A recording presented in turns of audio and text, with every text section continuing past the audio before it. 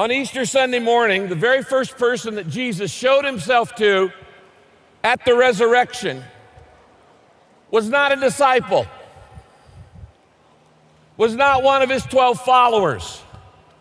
He showed himself, first of all, the first person who saw Jesus alive was a woman named Mary Magdalene. Now, Mary Magdalene had quite a different story. All of her life, Mary just wanted to be loved. Now, there's nothing wrong with that, just wanting to be loved.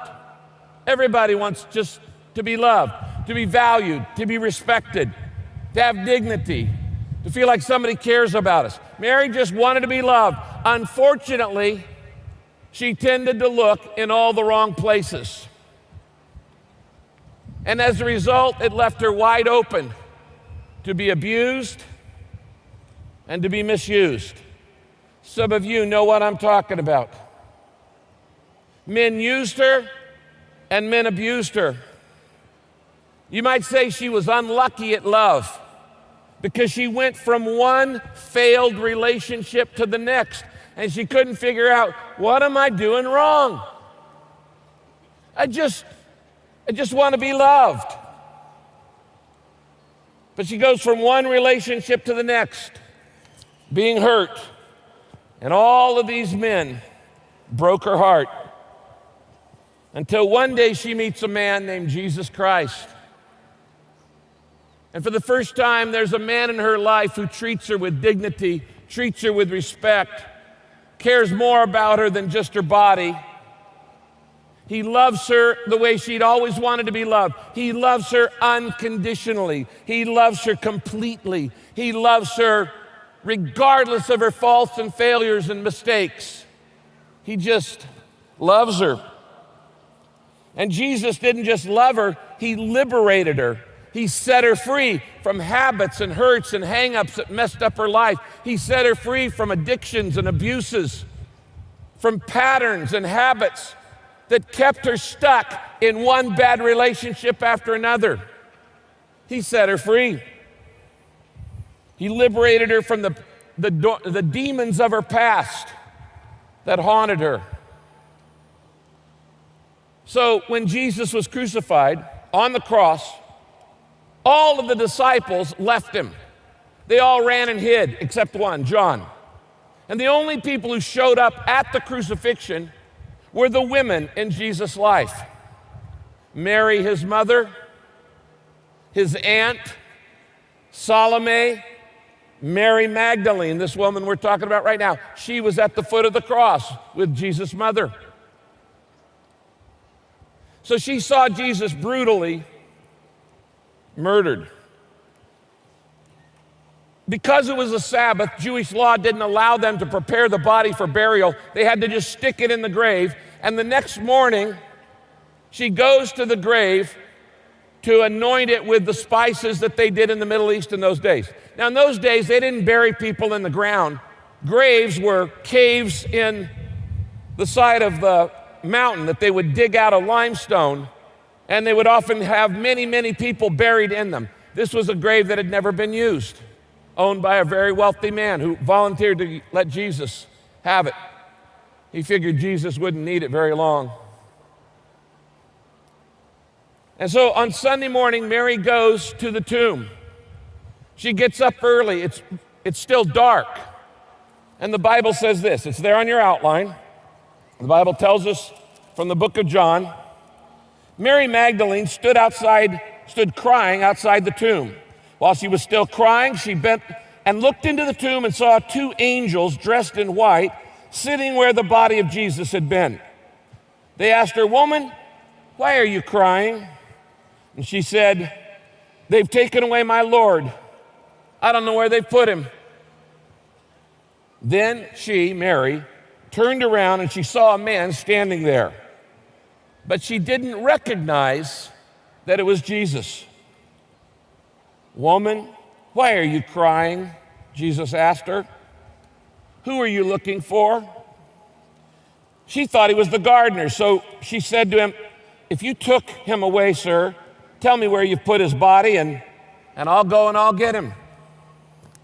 Then Jesus simply said to her, One word, Mary. He just calls out her name, Mary. She turned toward him and she said in Hebrew, Rabboni, which means teacher. And then Mary ran and found the disciples and said, I have seen the Lord. Now, Jesus asked Mary two very important questions. Why are you crying, and what are you looking for? Why was Mary crying? Well, it was obvious. She was grieving a loss. She'd seen Jesus be murdered, and she's grieving the loss of the only person who ever loved her unconditionally. The Bible says it was still dark, but it wasn't just physically dark. She was still in the dark about the resurrection. She didn't know Jesus had come back to life. In fact, she didn't realize how close she was to Jesus. He was standing right there with her. When you're grieving, when you've had a loss, you often don't think clearly and see clearly. It clouds our vision. It limits our perspective. If you've lost a job, you've lost a loved one, you've lost a dream, you've had any major loss in your life, your vision isn't that clear. God was standing right by her and she didn't even see it. When you're going through the dark, Jesus is standing right next to you. You often can't see him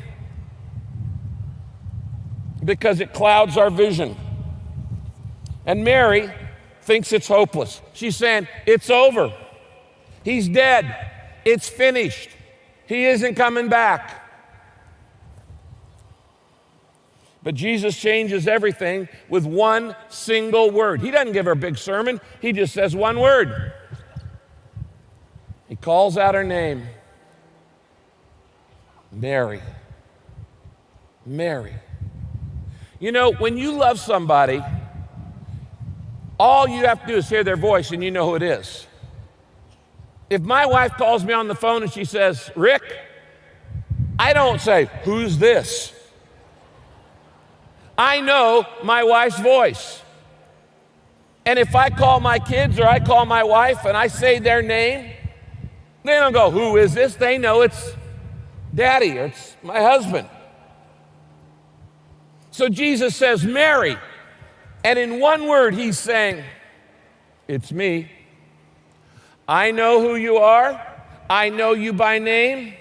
I know where you're hurting. I care about that pain, and I can do something about it. All that by just saying, Mary.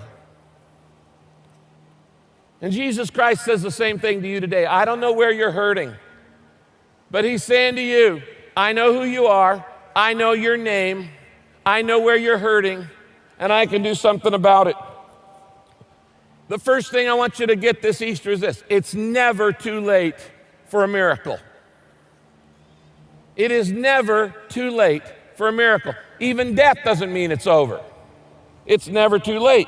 The Bible says in Luke 18:27, there on your outline, what is impossible for people to do is possible for God. What is it in your life you're saying right now, that's impossible, never gonna happen? It's over, it's dead, it's done, it isn't gonna happen.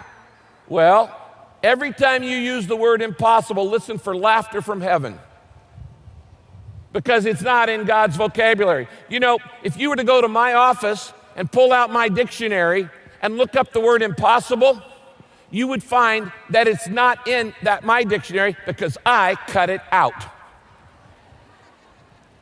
Because the Bible says all things are possible with God, and if it's not in God's vocabulary, it's not in mine. This Easter, I'd like to ask you, whether you're up high or here in the middle or down low, wherever you are, I want to ask you the two questions Jesus asked Mary. What are you grieving over? And what are you looking for? What makes you sad? What causes you disappointment? What has caused grief in your life? Where's the big loss in your life that when you think about it, you can get a little melancholy, you can get a little sad about it? The loss of a job, the loss of a friend, the loss of a dream. And what are you looking for? What do you think will make you happy? What do you think is going to meet all your needs? What do you think is going to take away your pain? What do you think is going to heal that hole in your heart? If the answer is anything besides God, I want to respectfully submit to you, you're going to be disappointed once again. Now, regardless of who you are, regardless of what you've done, regardless of how many relational failures you've had, Jesus says to you, like he says to Mary, I know who you are. I know your name. I care about what you're going through. It's never too late for a miracle. It's not hopeless. And I will be your healer.